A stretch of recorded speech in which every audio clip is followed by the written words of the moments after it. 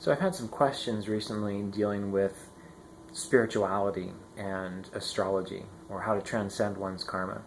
I've also had questions around activating the spiritual eye center, or what exactly is going on with the spiritual eye center when it comes to our meditation practices and astrology.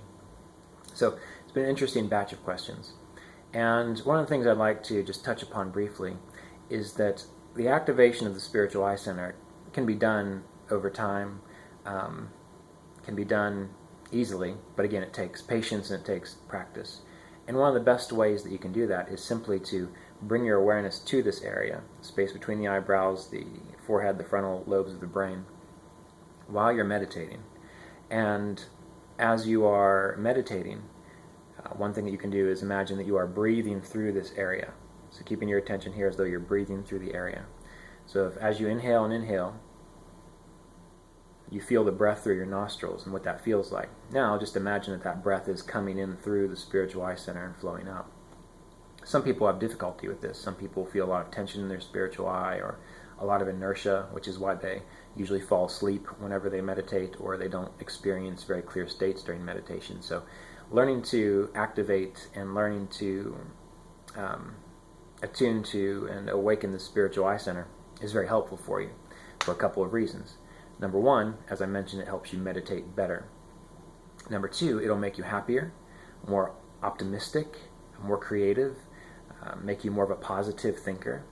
I remember listening to a talk on NPR one time where they mentioned that they were doing brain scans of criminals, and that they found that the frontal lobes of the brain in most criminals were actually dark. They weren't very active. And it's those frontal lobes of the brain that deal with our capacity to control our impulses.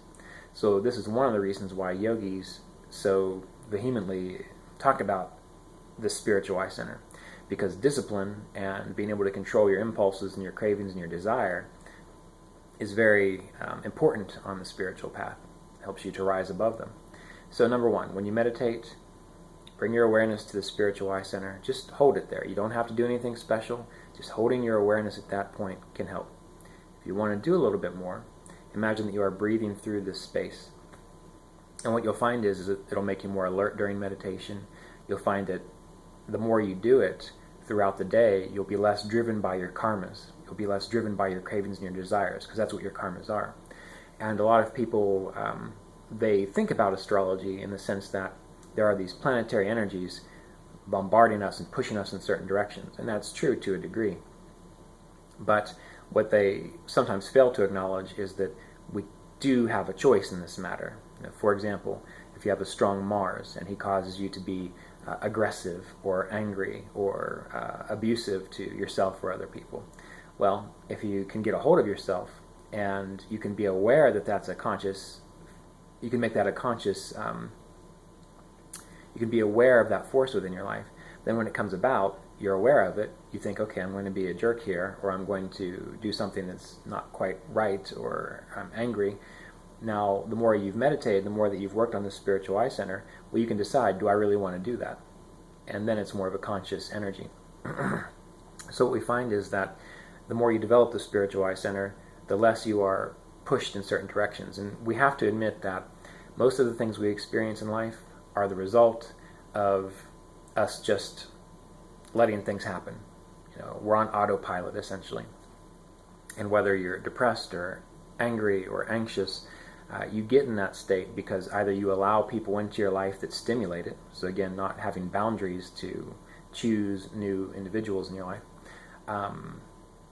or you've just had that pattern, that habit, and you haven't chosen to do anything different about it. And there are a number of things that you can do differently, from counseling to therapy to meditation to body work, remedies. And what do remedies do? Well, they just empower you so that you can have more control over your life. One of the things that we need to be careful about is that you don't just put on a gemstone and then all of a sudden everything's going to work out great. Sometimes that happens. It's very rare. I've seen it happen once or twice. But most of the time what I see is that people then become more aware of their behaviors that are contributing to the things that they either want to avoid, or they become aware of behaviors they need to do to improve their situation. So remember that it all comes down to our choice. and that what our birth chart represents are the accumulation of the choices that we have made. And the more awake or aware we become, the less we're pushed around by these unconscious desires. So anyway, going back to this idea of the spiritual eye center, the more active these frontal lobes of the brain are, the spiritual eye center is, the less you're going to be unconscious of your behaviors, and the more choice you will have, which is ideal. So bringing the awareness to the spiritual eye will enliven the spiritual eye center. Any kind of meditation where you're bringing awareness to the spiritual eye is going to be good for you. One other thing that you can do, especially if you are an anxious person or prone to negative thinking, is when you go to sleep at night. If you can bring your awareness to the spiritual eye center, and as you're laying there, preferably on your back if you can do that, imagine that you are again breathing through the spiritual eye, and whatever images, memories, feelings that come up for you, each time you breathe through the spiritual eye, it's as if an ocean wave is coming up and grabbing those memories or those images and just dissolving them. And it keeps happening with each breath. And what you'll find is you'll wake up happier in the morning. The next day, your intuition will be stronger. Your capacity to use your willpower, your capacity to be successful will increase. And this is gradually over time. You'll notice it immediately the first few times you do it. But if you keep doing it as you fall asleep, but also during your meditation practice, you'll be more awake, more conscious. And you will still have things that come into your life, because we can't escape that, especially in this particular realm, but you can deal with them better. So remember, by working with the spiritual eye, bringing your awareness to it, that helps to release you from the unconscious aspects of yourself and give you more choice in life. And what we have to remember is, as an individualized aspect of God, the divine consciousness, we're not meant to just be puppets. I mean, we are part of a whole, so through surrender, that also helps us to wake up. But willpower is a part of the divine consciousness as well. And we create our realities by the way we think about things. And you'll find that the more you experiment with it. And the better you get at meditation, the clearer you get inside, you'll find that your thoughts manifest quicker. The things that you think about manifest quicker. And I'm not talking about manifesting $1 million, and I'm not talking about getting a Lamborghini. I'm talking about just the fact that the more conscious and awake you become, you realize how your thinking affects the people around you, how the way what you expect will actually come about more easily. And that's going on anyway. But the clearer you are, it's interesting, you have to become more careful with your thoughts. And I experience this all the time now. You have to become more careful with your thoughts, because you might be thinking, oh, well, I think I might have a problem with my car. I hope nothing happens with my car. And then the next day you end up having the check engine light go off or something of that nature. So number one, the question becomes, is it that you are actively impacting the world with your thoughts? Or is it that your intuition is increasing such that you are then able to become aware of the possibility? But it goes together. Time flows both ways. So if you become aware of a negative thinking pattern and you can catch it and you can say, nope, I'm not really interested in that, and then start truly thinking and feeling in a different direction, then you have more of a capacity to mitigate or blunt potential difficulties that are coming your way. I'm not saying you're going to stop them all, but I'm going to say that the clearer you become, the more conscious you become more of a co-creator within the process. And we have to remember, why is it that we can't always experience everything that we want? Well, there are 7 billion, maybe more than that now, people in the world, each with their own desires, each with their own intentions, and we're in this soup. So, what these 7 billion people are thinking is influencing us, just like we're influencing them. And so sometimes, we have these questions, well, why doesn't it work out, my prayers? Well, there's a bigger picture going on. And when your own intentions and thoughts can sync up and line up with this greater whole, it more actively occurs, more easily occurs.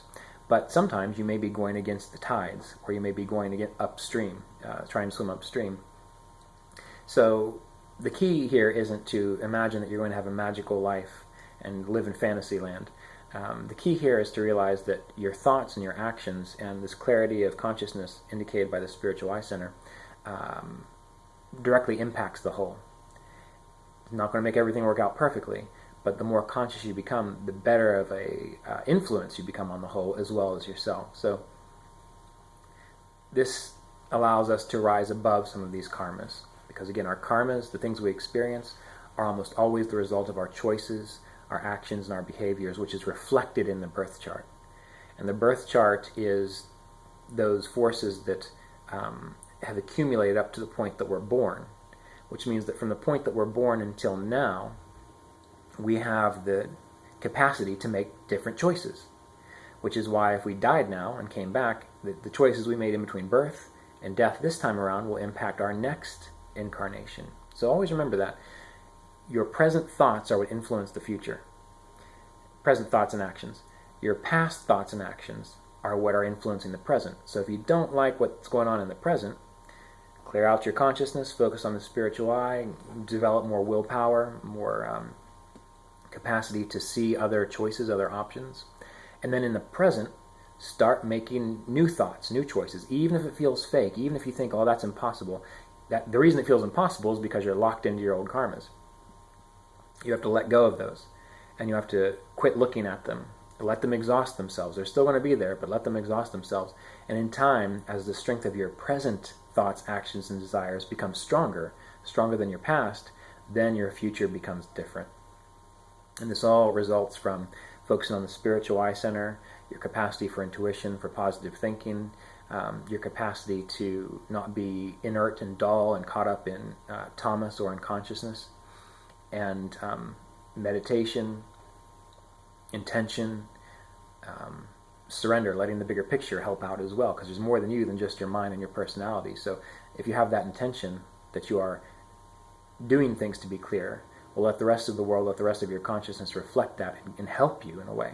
So these are things that you can do. And this is how you awaken the spiritual eye center. This is also how you work with your own karmas, your own life, so that you take responsibility for yourself, not being unrealistic, realizing that sometimes things are just going to go wrong. It's the way it is. But you can blunt the edge of it, and you can start creating your own direction through this willpower, which is a God-given aspect of yourself. It's not something that you want to take lightly. It's not something you want to abuse. It's something you want to work with and find out how to work with it appropriately. All right. Well, we're going to be doing some more. I'm going to be doing some more videos here in a bit.